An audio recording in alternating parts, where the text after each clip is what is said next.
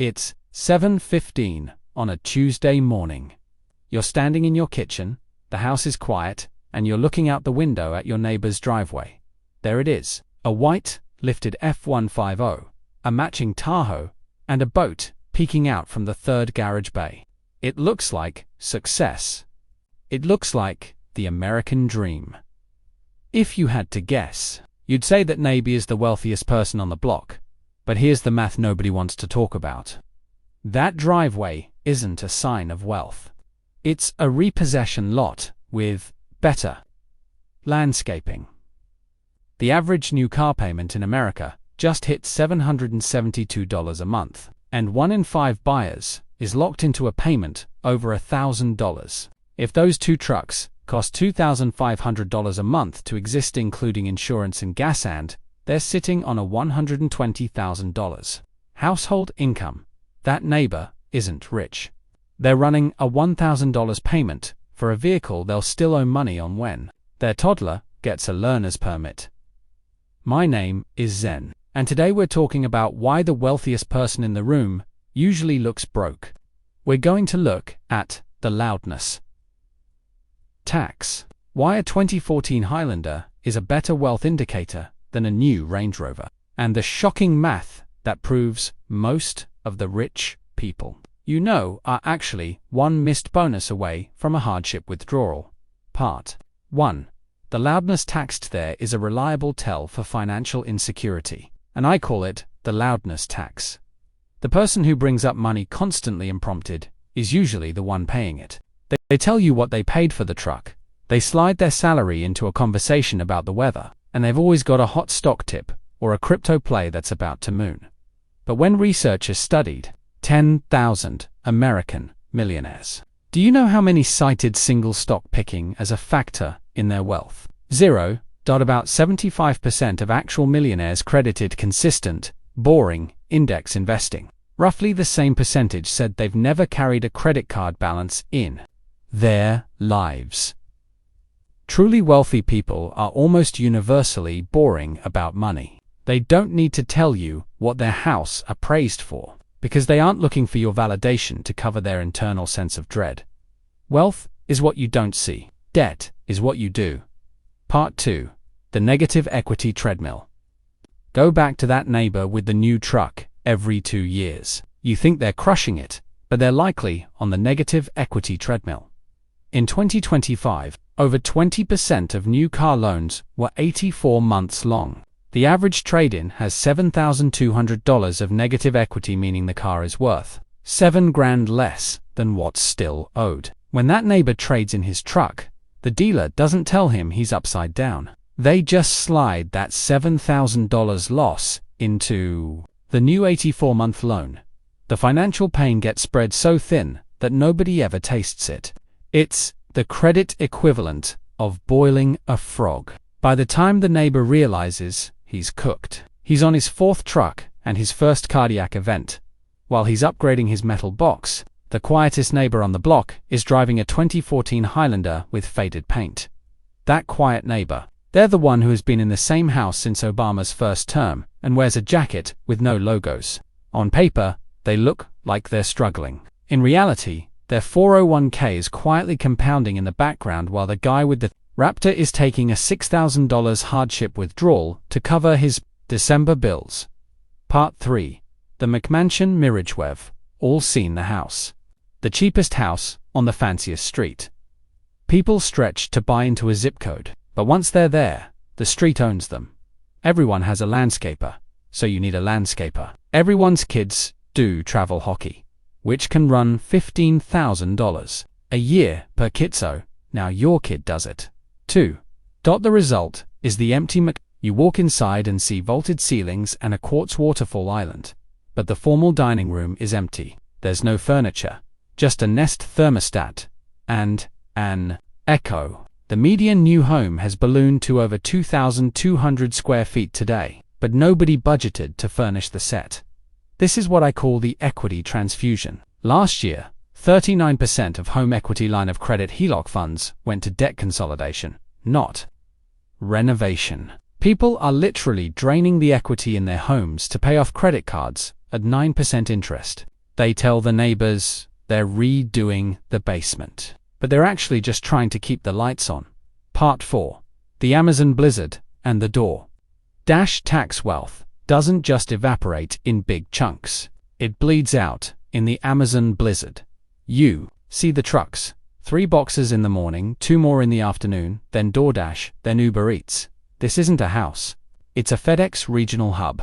Food delivery apps mark up prices by 25%, then add fees and tips. A $40 meal ends up costing $70. If you do that 4 nights a week, you're spending $15,000 a year on the act of not cooking. That's a Honda Civic. You could buy a brand new car every year and give it away for the price of that DoorDash habit. And now, with buy now pay later BNPL apps like Klarna, people are financing burritos in 4 installments. When the country reaches the point where we take out microloans for takeout, it's a civilizational problem. Even groceries are being financed. 29% of BNPL users have used it to buy produce. If you're splitting the cost of an apple into 4 payments, your cash flow isn't just tight, it's hemorrhaging. Part 5. The math of the median. Let's look at Dave. Dave is 45, standing in his kitchen with cold coffee, looking at a headline saying the average American in his age group has a net worth of nearly $1 million. Dave feels like a failure because he has a 401k. He's afraid to open and 22 years left on his mortgage. But that average number is a lie. The average net worth for a 45 to 54-year-old is $975,800, but the median is only $247,200. That gap is caused by the Jeff Bezos and a raccoon effect. If you put a billionaire in a room with 9 broke guys, the average net worth is $100 million, but the raccoon is still looking for scraps. Even that $247,000 median is misleading because 60% to 70% of it is locked in drywall. You cannot eat home equity. If Dave strips out his house, he's left with maybe $87,000 for his entire life's cushion. The wealthy neighbor in the Tahoe, they probably have a lower net worth than the broke neighbor because they carry the highest debt load of any generation. The average Gen Xer is sitting on $158,000 in total debt. Their credit cards averaging 21% interest are growing faster than their 401ks. Part 6. The lazy method to real wealth. If the loudest person in the room isn't the wealthiest, who is? It's the person using the lazy method. They aren't trading high-conviction asymmetric plays from a rented Lamborghini in Miami. They're sitting in a Toyota Corolla at a Costco gas pump, and they don't even know they're rich. The math is boring. If you take $10,000 and drop it into a total stock market index fund like VTI or VOOU, pay about $3 a year in fees. That's less than a Starbucks latte. Let's look at Venus. She's 28, earns $58,000, and drives a 2018 Civic. She scrapes together $10,000 and adds $400 a month. By year 10, something clicks. Her portfolio earns $9,000 that year, just from compounding more than the $4,800 she contributed. By year 30, she's sitting on $760,000. She looks broke for 30 years, while her neighbors are leasing BMWs.